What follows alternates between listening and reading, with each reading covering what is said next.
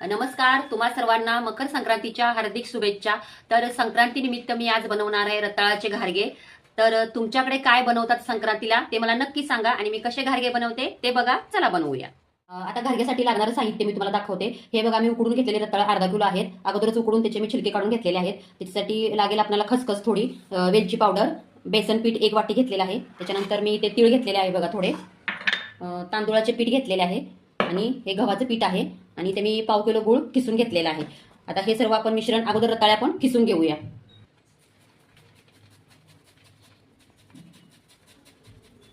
हे बघा, आता रताळे सगळे मी किसून घेतलेले आहेत। किसून घेतलं ना तर ते व्यवस्थित होतात असे बघा।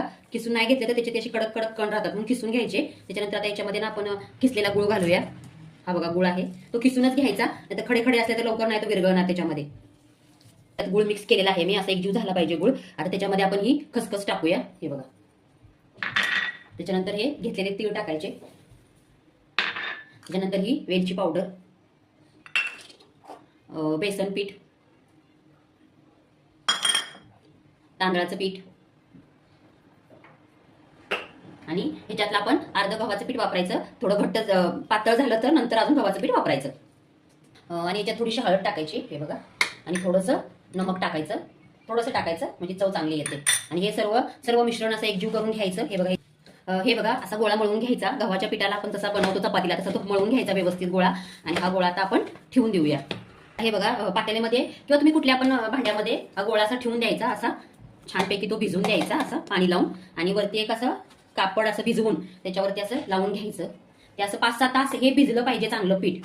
भिजलं की मग छान फुलतात त्या आणि फुगतात सुद्धा। हे बघा, आता 6 तास झालेले आहेत। हे पीठ चांगलं भिजलेलं आहे। आता हे मी नरम करून घेतलंय पीठ, पाण्याचा हात लावून मळून घेतलंय थोडं, कारण की ते थोडं घट्ट असतंय त्यामुळं। आता आपण ह्याचे घारगे बनवूया। आता पाटावर असा कपडा अंथरायचा, असा एक छोटा गोळा घ्यायचा। हे बघा, असा एक गोळा घ्यायचा त्याचा। याचे घारगे खूप मऊ होतात, खायला पण खूप टेस्टी असतात।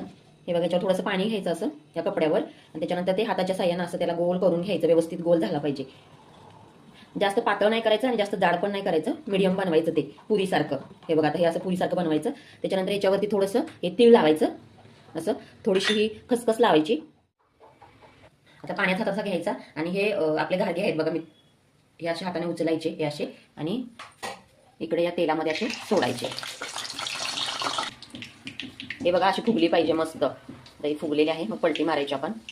फुगलेले आहेत, आता ते आपण काढून घेऊया। हे बघा, आपले घारगे बनवून झालेले आहेत। बघा किती मऊ झालेले आहेत घारगे। हे तुम्ही घारगे घरी नक्की ट्राय करा। थँक्यू।